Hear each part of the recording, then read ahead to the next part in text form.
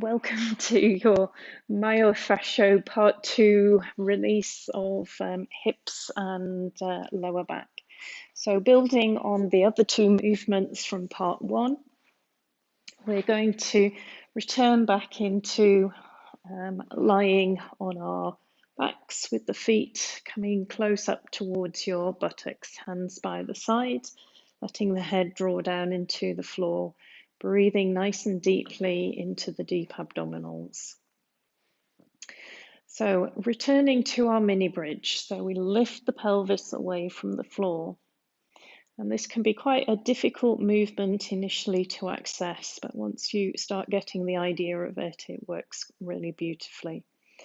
So we're going to then just reach our right knee past the right big toe, and then return back. And then that left knee moving past the left toe.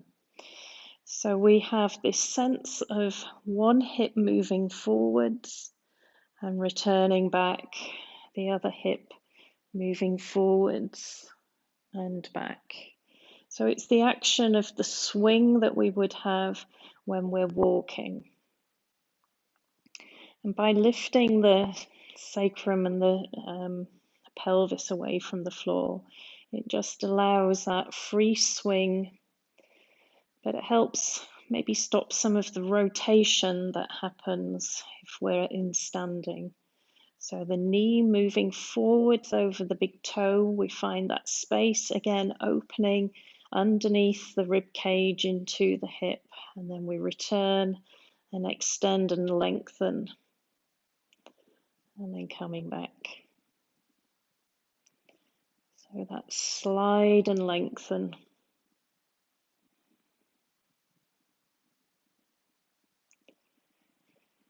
And then come back down. Sacrum connect to the floor, really giving and dropping that weight to the ground.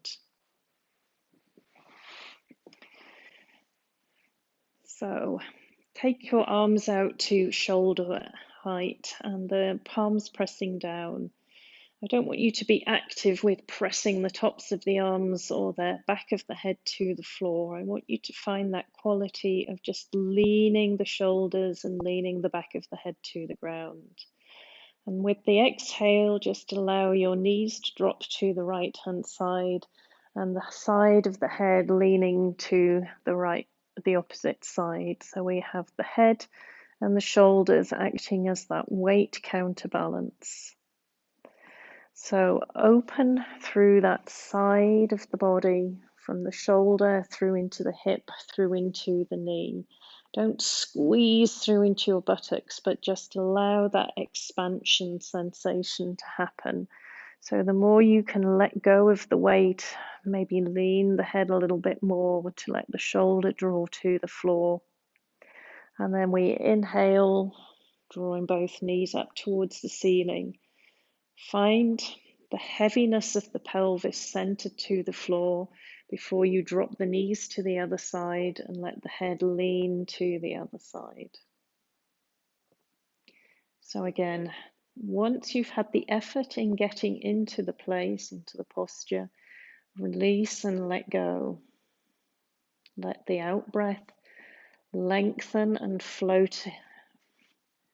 Lengthen and allow the body to float into that space. And again, inhale, we engage through into the abdomen to brace. Allow the squaring of the pelvis before we move off over to the other side with the out breath. Allow your feet to soften. So very often we can curl the toes and hold ourselves up by the feet. So we find the inside edge of the top foot to the ground and the outside edge of the bottom foot. And then just let the weight drop through those 2 points. And then draw back in. Inhale, knees to the ceiling. Exhale all the way to the other side.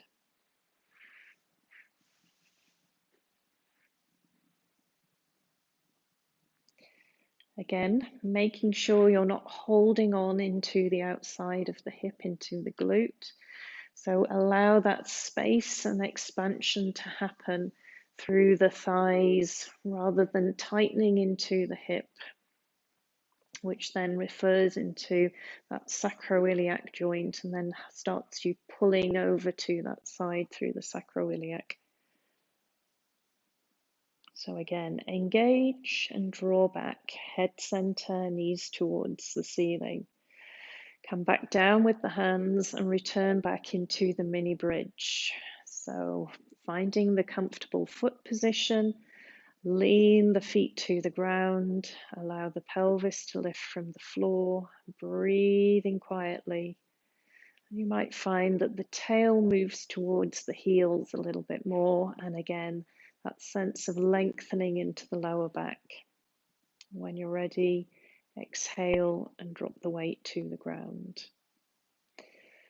So our next movement is one that another twist movement we're quite familiar with, and the right ankle is going to come up onto the left thigh.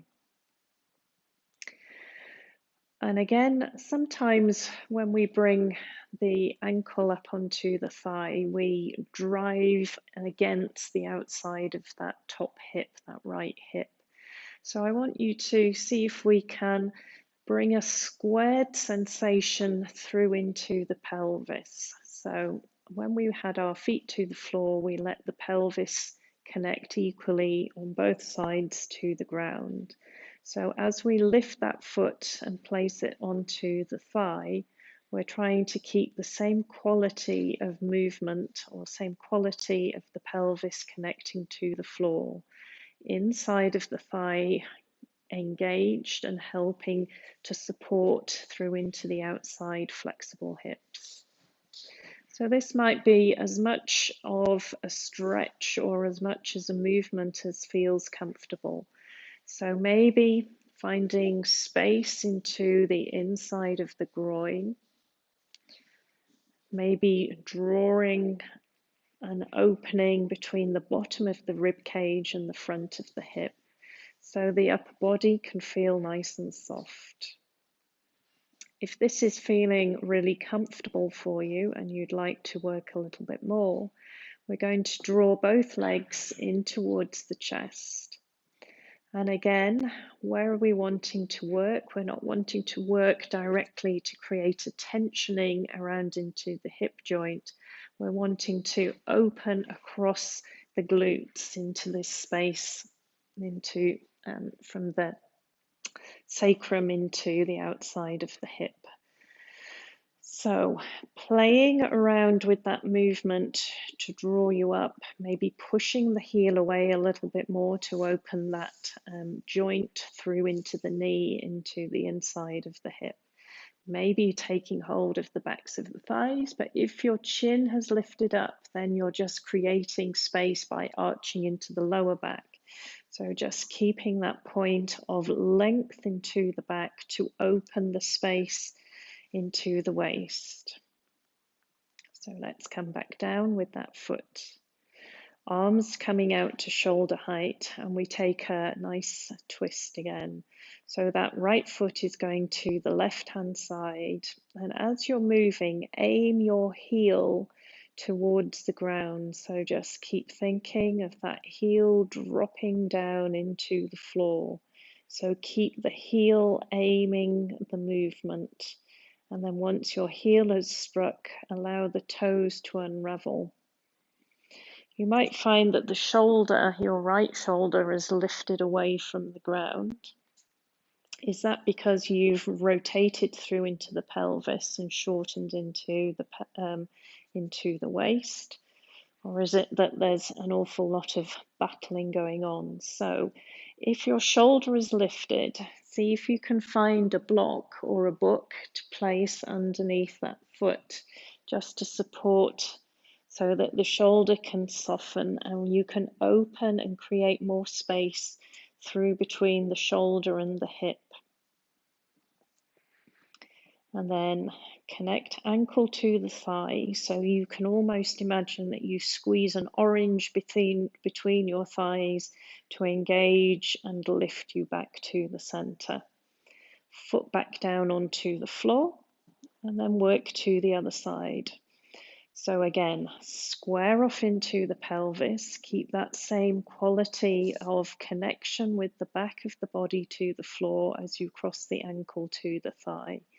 You can choose where the ankle and thigh connection is. So a little bit further away will open the knee joint a little bit more, closer in towards the groin, reduces the knee joint. So I'm find this side a little bit easier to maintain the integrity and security into the hip.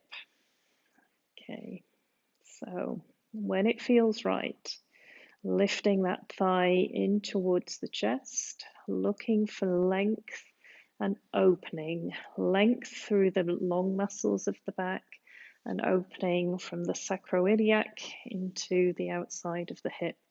Again, if the chest lifts and the head lifts up, maybe you've come too far forward, so just ease off a little bit.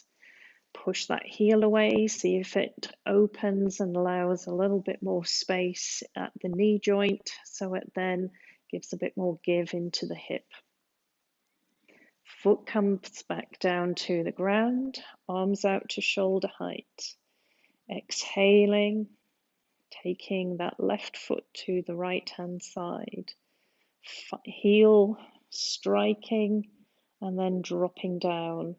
So again, if that shoulder's lifted, placing the foot on top of a block. So we want open the space between the knee and the hip, the knee and the shoulder, lengthening through the side of the body. Make sure that you're not holding yourself up by squeezing your right buttock. So let the right buttock soften, let the upper body soften. Again, nice steady breaths into the abdomen. Connect the ankle to the thigh. Inhale, drawing back. Foot to the ground. Re-establish that squaring of the pelvis, the weight of the back of the head to the floor. A few breaths. Connect feet to the ground. Allow the pelvis to lift off the floor. Lovely hangout. See how much space there is now into the lower back. And then connecting with the out breath.